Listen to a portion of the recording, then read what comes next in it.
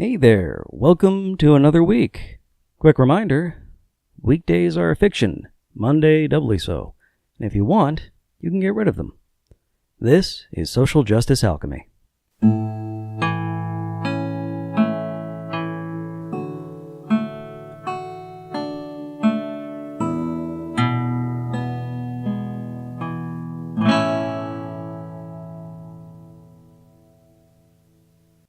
Got a couple of rants for you this week on Social Justice Alchemy. Going to go on for a little bit about the Trump-Putin thing and why I'm not necessarily all that concerned about treason in the long run. Then I go on for a bit about Alexandria Ocasio-Cortez, Israel, and imperialism. Then I will revisit last week's science story before going on to this week's science story. So let's go ahead and get started. Now, the obvious big news story of the week is Trump's wonderful speech that he gave, the rambling, incoherent... Well, no, it wasn't incoherent. The problem, for most people, is that it wasn't incoherent. It was entirely coherent. Trump was easy to understand in his statement that he trusts Putin over literally everyone else. He stood there next to a murderous, dictatorial piece of shit and said, "This is my guy." A lot of people less far to the right here in the U.S. have been shouting, "Treason, treason, this is treason. The man interfered with our elections, and Trump can't be bothered to call him out on it. That Trump is calling him a friend. He's not a friend." Obviously, our system of elections is corrupt and corrupting. It's corrupt if a man like Trump, a worthless bag of horse testicles like Trump, can get elected in the first place. The man is obviously a criminal, obviously has no personality to speak of beyond his own rapacious desires. He should never have been allowed to get near any elected office, let alone one of the most powerful elected offices in the world. But the fact is, that office shouldn't even exist. No one person should have that much power, that much authority. Not only that, but clearly our system has not been designed with the checks and balances that it actually needs, or he wouldn't have lasted more than a few weeks in office, because he put his son-in-law in power in violation of numerous laws and any guide of sort of ethics that you can imagine. The House of Representatives tried to eliminate the office of ethics almost immediately because they knew Trump would violate everything. Our system is corrupt. It's corrupting. And why do we have the criminal parties that we have in the first place? It's because we have this god-awful piece of shit first-past-the-post system that restricts us to only having two political parties when we deserve, when we need... in order to represent the American population, at least 6. God almighty. Nobody is talking about that. All they're talking about is treason, treason, treason. Why don't we get rid of Trump? How are we going to get rid of Trump? Blue wave, blue wave. Fuck that shit. We need serious electoral reform. We need not to replace the current corrupt political party with one that's slightly less corrupt. We need to get rid of the system that allows them to be corrupt in the first place. On a slightly different, but still leftist note, let's go ahead and talk about the fact that treason shouldn't even be a thing. There shouldn't be countries that you can betray one to another. A lot of leftists really do want to get rid of borders, want to get rid of nations. I think this is a much more long-term goal. If we could manage some sort of reform, if we could manage to turn the U.S. in a democratic socialist or social democratic direction, then I think we could, over time, build toward a one-nation world. I don't really trust the anarchistic model. I think somewhere on the leftern end of the democratic socialist, social democrat spectrum is where we want to be, is where we should be, is where it would be best. And I don't know if the anarchistic model could work without just global revolution, and I don't see global revolution happening. At least not without incredible suffering and not without massive loss of life. And I don't think with a massive global revolution there'd be any guarantee you'd end up with an anarcho-syndicalist or anarcho-communist sort of system. David Pakman, in his debunking video, one of his debunking videos was about how socialism has actually worked in the past. He was debunking the claim that it hasn't. And people usually point at Maoism and Stalinism as failures of socialism. And then he points to various social democratic models like the modern Scandinavia, and also a number of communes that actually did work, like the commune in Paris and Spain before the revolution fell to the fascists. But I think that actually highlights the problem. You can't have any sort of anarcho-communist system that lasts for more than a short time before it will be crushed by outside fascistic forces, so long as some place like the United States exists.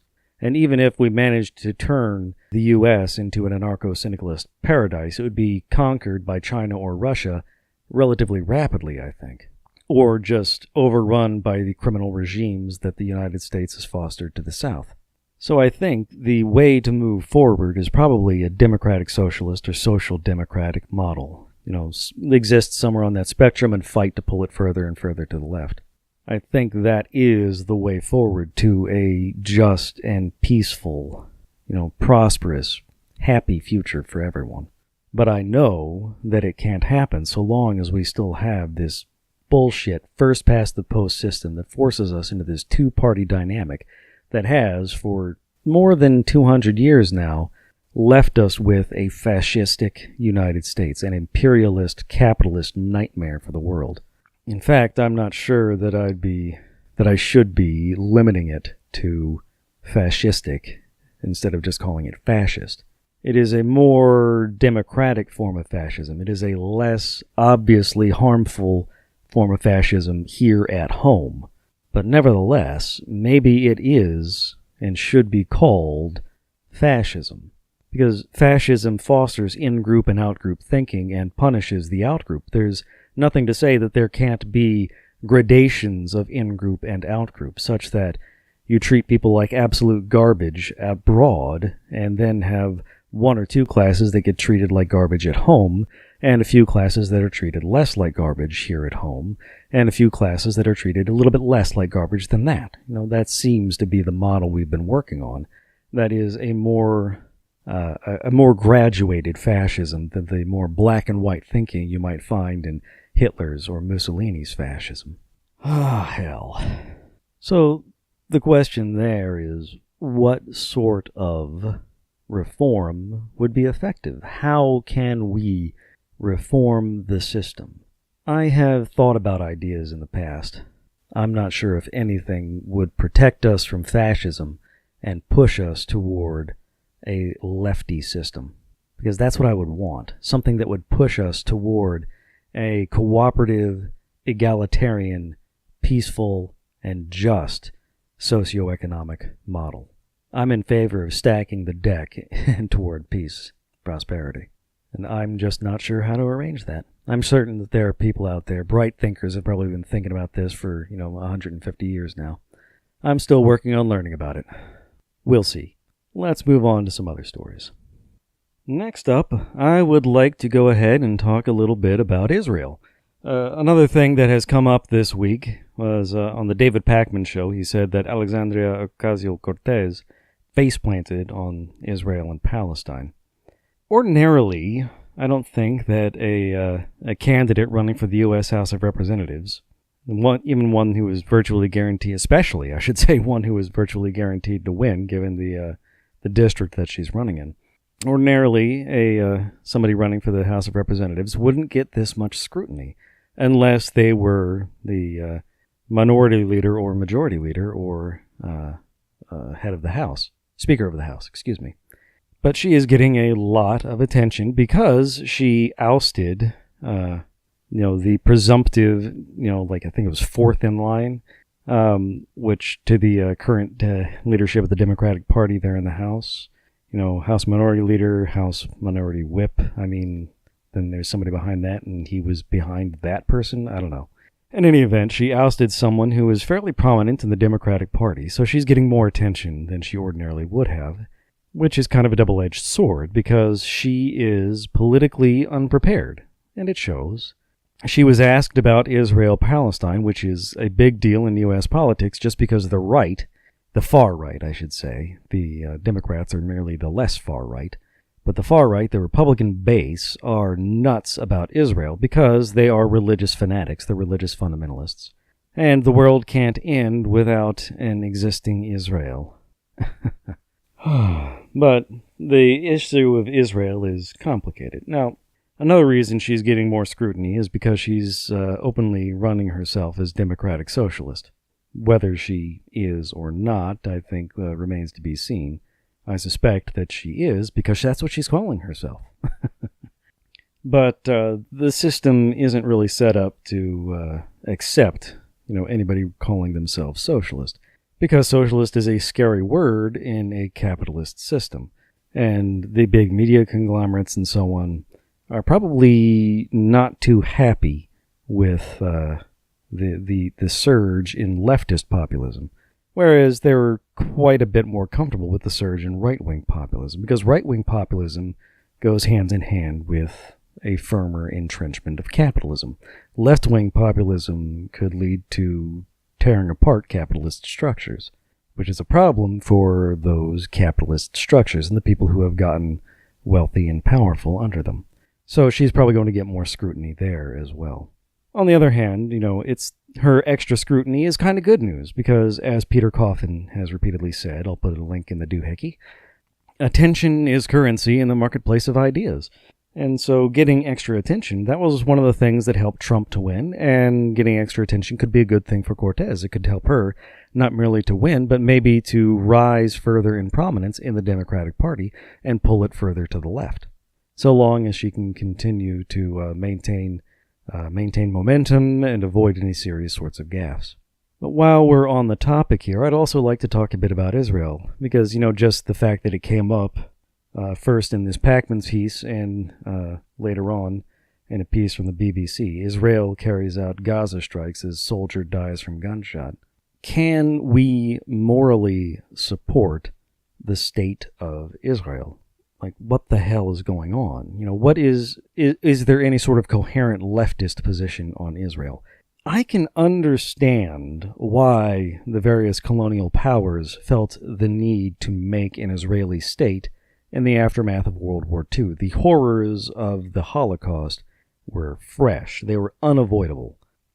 And guilt, collective guilt, because pretty much everyone in a position of authority in those colonial powers was pretty goddamn anti-Semitic. And they knew that, they could have easily fallen into the trap. They would have felt a lot of sympathy for fascist Germany. They would have felt a lot of fraternity with the fascist position.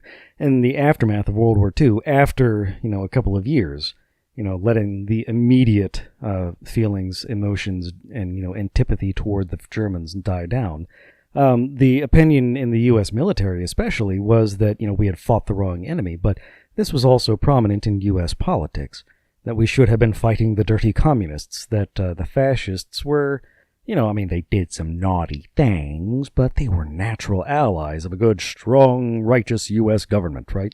And that's part of the reason why we so eagerly went to war in Korea, and, just a few years later in Vietnam. In other words, they felt a lot of, brotherhood, familiarity, fraternity with the perpetrators of the Holocaust, and so having seen and experienced firsthand and freshly the horrors of the Holocaust, they would have felt some guilt, and, good for them, because it should have been a learning moment, but it wasn't. Instead of turning around and trying to analyze why the Holocaust occurred, they simply said, okay, let's throw a bone to the people who were the majority victims of the Holocaust. And so they created, using colonial nationalist powers, the ethno-national state, the imperialist ethno-national state of Israel, by allying themselves with the hardline fundamentalists and fanatics among the surviving Jewish population of the world. And thus we now have a rather cruel and authoritarian Jewish-Israeli regime there in the Middle East, propped up by the cruel and authoritarian U.S. government. I'm not a fan of the idea of any sort of ethno-national state. while at the same time being sympathetic toward marginalized communities. For example, you go elsewhere in the Middle East, you have the Kurds, the Yazidi, all sorts. I mean, there are dozens, just absolutely dozens of ethnic peoples there in the Middle East who have been brutally repressed, murdered. I mean, they're just absolutely genocided all over the place there in the Middle East, thanks to the divisions created by these nationalistic impulses from other populations, other ethnicities, as well as thanks to meddling by foreign imperial powers, France, Britain, the United States, especially, but among others. So I am as conflicted about the creation of a Jewish nation as I would be about the creation of a Kurdish nation. Is it truly the case that this would be the only way to protect ethnic minorities, is to create separate nations for each and every one, create this odd right of return for some people, and create immediate outcasts and second-class citizens out of other populations? Are we supposed to sort of shuffle everyone around like we did with Turkey and Greece after World War I? Or not necessarily after World War I. I'm getting my Greek history confused. What I know for certain is that Greece and Turkey were divided somewhat artificially, and then Christians were driven out of Turkey and into Greece, and Muslims were driven out of Greece into Turkey in order to create two religious nation-states, despite the fact that Christian Turks considered themselves Turkish and didn't want to leave Turkey, and Muslim Greeks considered themselves Greek and didn't want to leave Greece. And regardless of this division along religious lines, it wouldn't have helped to do so along ethnic lines or any sort of thing, because there has been constant fighting ever since between Greece and Turkey. You have these two war-torn nations that have been driven further and further to the right by this conflict. And I'm certain that meddling by foreign powers and the fact that they were both tokens in the Cold War, toyed with between two larger imperial fascistic powers, the United States and the Soviet Union, but it just didn't help. I don't think, taking a massive chunk out of, Iraq, Syria, Lebanon, Iran, and so on, and creating a Kurdish state, Turkey, I think. I don't think that would help anyone. I think this goes back to the earlier point I made, that from a leftist perspective, we need to end the concept of the nation. But I don't know how we can do that on any sort of short time frame. And in the longer term, what do we do for these suffering, marginalized, minoritized communities? I mean, you have millions of people suffering under literal genocide, while the West tries to sort out its bullshit. I don't know. I just don't know. And it kind of, it makes me angry and it makes me sad. How much of each kind of depends on the day. Okay, so that was super depressing, and I want to move on to a slightly happier science article. Before we do, I want to make a quick callback to something I said in a previous episode, talking about straws. Specifically, Starbucks was planning on getting rid of its disposable straws and just switching over to a good, sustainable sippy cup model. Or, seeing if they couldn't come up with reusable straws or something like that.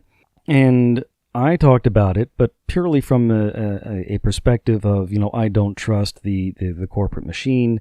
This is just a PR stunt. They don't really give a damn about the environment. It's about improving profits, and they're putting a positive spin on it. But I was reminded repeatedly by my Twitter feed. If you can, follow at Coffee Spoonie. That's COFFEE SPOONIE. Coffee Spoonie. She is, quite active on Twitter, and she was helped to educate me at the very least. Among others, she's not the only one, but it reminded me that, something I had completely failed to consider is that a lot of disabled people need straws just to be able to drink, because they can't handle normal cups. Whether it's because, their arms and hands are too weak to hold cups, or they don't have the coordination to manage normal cups, or, just because they can't lift cups at all. They don't have the ability to pick something up at all. And so having straws is vital for a number of disabled people to be able to get out and take part in public life. That speaks to why it's so important to have diversity in all sorts of spaces. Because, able-bodied people would probably never think of something like that. I absolutely never thought of it, and I try.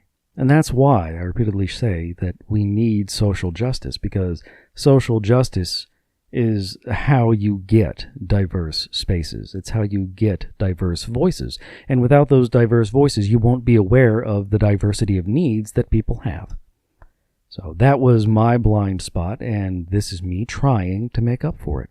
And emphasizing why leftist activism, socialism, has to be also oriented towards social justice, or it's kind of bullshit. And that's why I think the Bernie bros and Bernie Sanders, generally speaking, would not have been all that great for the U.S. even if he had won. He would have been a hell of a lot better than Trumple Thinskin, but not all that great, because he seemed like many other wealthy white men, cisgendered, heterosexual, wealthy white men, to be rather blind to the needs of others. I'm not saying he was unsympathetic, just, kind of unaware. All right, so that's my mea culpa. Let's go ahead and move on to our slightly happier science story. So this week's science story is a great big dose of ha ha ha ha ha ha. I told you so from the body positive community. From Science Daily, the title is "Obesity alone does not increase risk of death: new study could change the way we think about obesity and health." Quick summary. Researchers have found that patients who have metabolically healthy obesity but no other metabolic risk factors do not have an increased rate of mortality. In other words, the thing the body positive people have been shouting from the rooftops forever is true. Being heavy doesn't make you unhealthy. You can be fat and be perfectly healthy, thank you very much. So kindly shut the fuck up, leave me alone, I'm going to eat what the fuck I want. And I think that should just about do it for this story. I mean, the fact is that people come in with their fake concern, they're trolling and just say, "Oh, I just want to know if you're healthy." And the fact is, they are. Unless you have particular reason to believe that somebody has some sort of illness, you can fuck right off. This study has pretty much just straight up shown, rather conclusively, being fat in and of itself doesn't mean that you are unhealthy. At least no more unhealthy than the average thin person. So unless you have particular reason to believe that somebody has a particular illness, go to hell. All right, and that wraps it up for this week in Social Justice Alchemy. I've been your alchemist, John Brockman. As a quick reminder, you can find this as both the Social Justice Alchemy podcast and the Social Justice Alchemy YouTube channel. And I would really appreciate it if you would like, share, subscribe, leave positive reviews, recommend it to your friends, staple it on like a bulletin board or something. You can staple YouTube to things, right? Yeah, definitely. Yeah. And another reminder, I take part in another podcast. That's Dungeons and Debacles.podcast.com, run by my friend Kevin. I and a group of adventurers are trying to unleash an ancient evil upon the world of Suel. So thanks for listening, and I'll see you next week.